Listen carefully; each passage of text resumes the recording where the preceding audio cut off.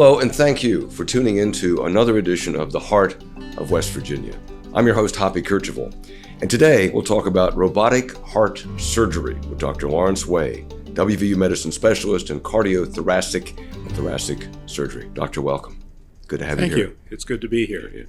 So you got a robot doing heart surgery, but it's really robot assisted, right? Explain it. That's right. So when people think of a robot, they think of the movies or TV and this machine running around and talking and doing things on its own. But that's not really the nature of a surgical robot. The surgical robot is a very sophisticated machine, no doubt, but everything it does is controlled precisely by the surgeon directing it. And it allows the surgeon to do many things that are difficult or impossible to do with conventional handheld instruments. And in heart surgery in particular, we believe that we can do certain operations better with more precision and with better results using the surgical robot. That's interesting, and we'll get into that. I want to start too with one of the keys to this. It's minimally invasive. You're not breaking open the breastbone. You're going in beside or underneath the ribs, right? Yes, that's correct. One of the advantages that the robot has is that it allows operations to be done through smaller incisions. And in most heart surgery, for the last 60 or 70 years, the primary incision has been through the breastbone, what's called a median sternotomy. And like a broken bone anywhere else, that takes about 8 weeks to heal up after the surgery. So even if your heart is doing great, it still takes a long time to heal up from the surgery. And naturally, nobody wants to have their chest split open or their breastbone split. So what the robot allows us to do is many of the same operations that can be done through a sternotomy using small incisions, usually about a 2-inch incision between the ribs on either the right or left side of the chest, and then with a few other small 1/4-inch, 1/2-inch incisions through which we introduce the robotic instruments into the chest. And the reason we can work through the small incision is twofold. One is that one of the primary advantages of the robot is that we have great vision. There's a camera mounted on a scope, which is also about 8 millimeters, so very small, but it has binocular vision. It's actually 2 parallel scopes, so the surgeon can see with depth perception just as he could see with his own eyes, except that we have great magnification, 10 times magnification, so we see what we're working on in greater detail than we would through conventional open surgery. And doctor, I think we should set the stage on that because you have the patient, you have a couple of, assistants there to help, but you, the doctor, you're off to the side, in the same room, but off to the side with a machine where you're looking with that magnification into the individual's body, into their chest, and then operating the equipment, correct? Can you describe that? That is correct, but that's oversimplifying a little bit in that when we do robotic heart surgery, it's really a team approach. Okay. There are always 2 surgeons involved, usually my partner, Dr. Vinay Badwar, and myself working together. And one of us is at the patient's side, and the other is in the room, but at the robotic console, generally on the other side of the room away from the patient. We're in constant communication, and the table side assistant, as well as all of the other personnel in the room, can see exactly what the console surgeon sees because there are multiple monitors around the room duplicating the view that the surgeon can see. So it really is a 2-person approach. But the details, a lot of the details of the operation, the stitching, tying knots, things like that, cutting tissues are done by the console surgeon. But it's up to the assistant at table side to pass instruments to the robot arms, to pass sutures, to suction fluids away.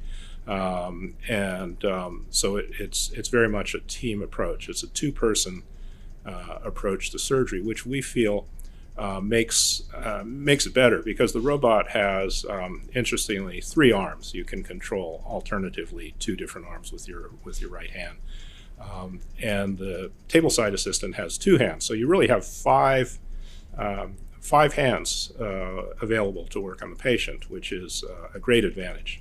Doctor, is the biggest advantage, and there are a number, but is the biggest advantage in recovery because you're not, as you said, you're not breaking the breastbone? Is that the biggest? That is one of the biggest advantages, and probably in terms of the patient, what the patient feels. That is the biggest advantage. The pain, there's always some pain with surgery. We are making incisions, but what we see with most patients who undergo robotic heart surgery is that within a day, most of the pain is gone, manageable with just Tylenol or something like that. The need for narcotics for pain control is minimized, which is a big advantage. You don't have all the grogginess and side effects of those medicines.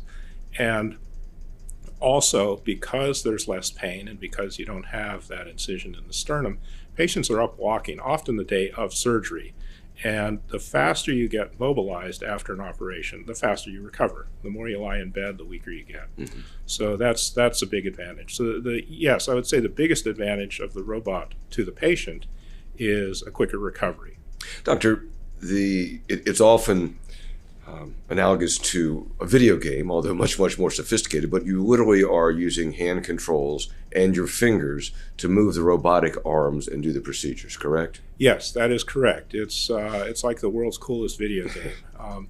The controllers are much more elaborate than, say, joystick you would use to control an Xbox. Thank goodness for that. Yes, but the controllers are able to mimic the motions of your hands and scale them down to the robotic instruments. And the robotic instruments, again, are like miniature versions of your hands. They can move in all different directions. There are wrists, there are grasping abilities, and they actually can go beyond what you can do with your hand. You can rotate your arm maybe 180 degrees, but with the robot you can go 3 times that much. So you can get the instruments, the needles, whatever you're using, in positions that you just couldn't do as easily by hand. When you started to do this, 10 years ago?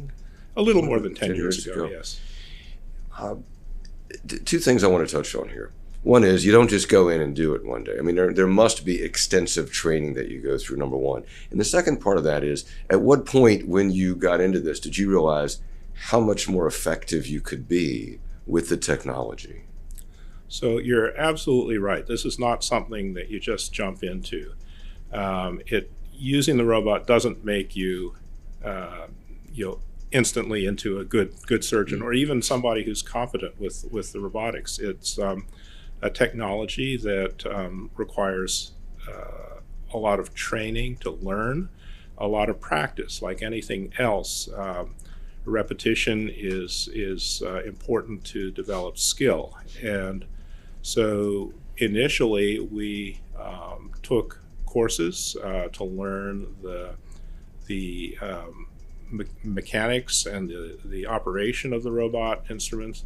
We visited other centers that were doing robotic surgery, and we practiced. We practiced on inanimate models, plastic models. We practiced on cadavers. We spent a lot of time honing our skills before we took it to patients.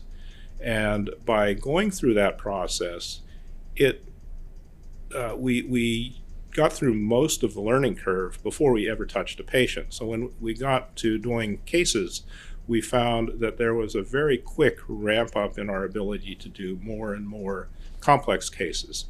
And that's interesting because initially a lot of people thought, well, this robot is so complicated, we should just use it for simple cases, really healthy patients, and not try to make things any more complicated than they are. But what we found very quickly is that the capabilities of the robot extend the capabilities of a surgeon. And so it made you a better surgeon? It did. It doesn't mean that if you go to repair a mitral valve, for example, with the robot, you'll know how to repair a mitral valve. You have to know how to do that before you add the robot to your armamentarium. But the robot has capabilities that allow you to do certain techniques, for example, in a mitral valve repair, that are extremely difficult to do with conventional instruments, regardless of how big your incision is.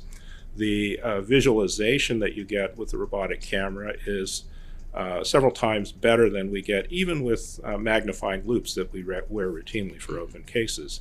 So that's one advantage. And then we also already mentioned the dexterity and the ability of those robotic instruments to move in ways that you can't move normal instruments. Doctor, there are many different kinds of heart-related procedures and surgeries. Can you do any and all of those with robotic procedures? We can't do all, but we can do many. We do many intracardiac operations, meaning inside the heart. And those are primarily valve repairs and replacements, and we can repair or replace any of the valves in the heart using the robot. We do maze procedures, which are an operation to treat atrial fibrillation, a very common irregular heart rhythm that causes a lot of disability, and we can treat that very effectively robotically.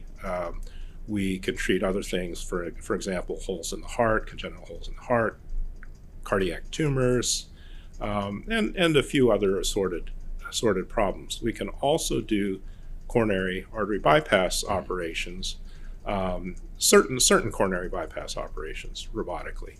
Are all patients, does this work for all patients, or are some patients not suitable for robotic surgery?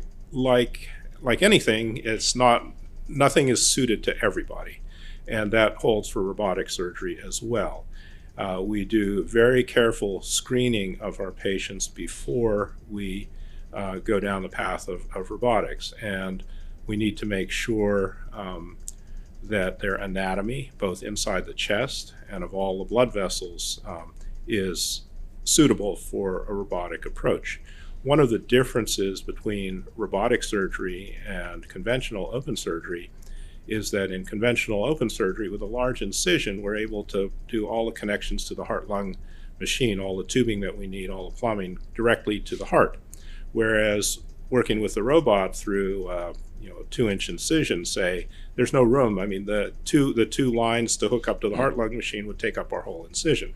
So we hook up those lines to the artery and vein in the patient's leg, the femoral vessels, and we need to make sure that those vessels are free of disease and there's a straight path to the heart, basically. We need to make sure that the anatomy inside the chest is appropriate.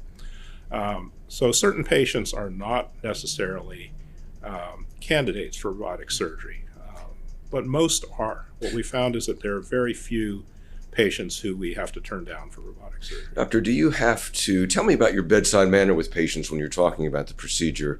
And do you discuss candidly with them that it's going to be robotic, and how do you explain it, and what is their reaction typically? Well, interestingly, many of the patients come to us seeking out robotic surgery. Really? Because many have heard of the advantages of this approach, and because many of them have a friend or a neighbor who we've operated on, for example. But we always fully disclose, how we're going to go about the operation, and generally when we explain what we're going to do, they're all for it. Nobody wants to have their breastbone split. So if we can offer patients an alternative approach, most of them are very willing and eager to go ahead with this.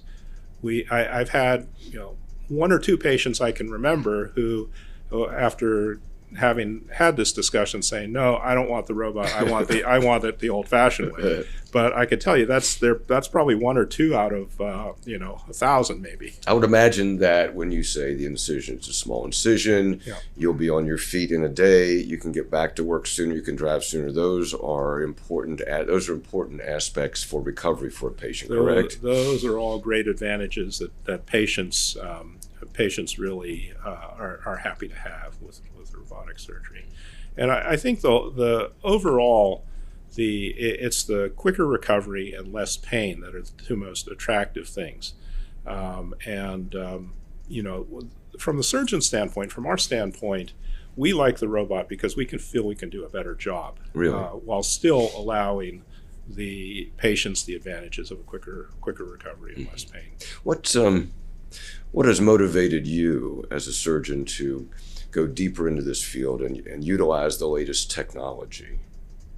Well, I think surgeons in general are like technology. It's a very hands-on specialty. We like to work with our hands, and we're very attuned to having good instruments. And the robot really is an instrument. It's in your hands. It's a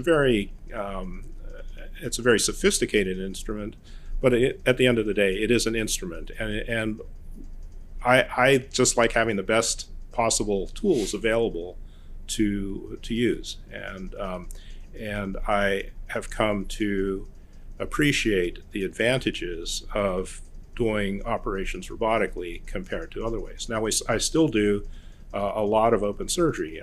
As we mentioned, not every operation can be done robotically.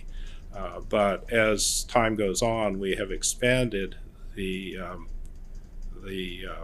range of what we can do robotically. How do you feel when that next day you go into that hospital room, you see the patient, or maybe the same day, and you see that patient up and walking around, and you talk to them, and what is that like? What's that like for the patient? What's that like for you? It's great. I think it's great for both. When I first trained in heart surgery, usually the operation was done through a sternotomy, almost always. The patient would be in the intensive, through the breastbone. The patient would be in the intensive care unit for a few days. They would have all sorts of lines and tubes. They would be on the ventilator for a day or more sometimes.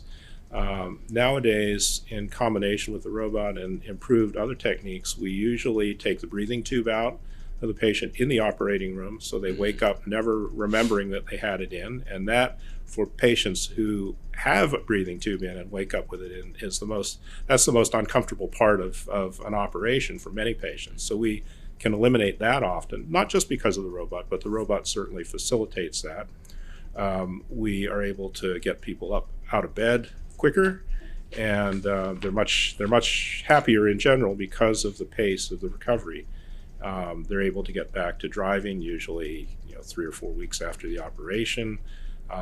They have full use of their arms much sooner after this, because they don't have to worry about breaking their bone apart while it's healing.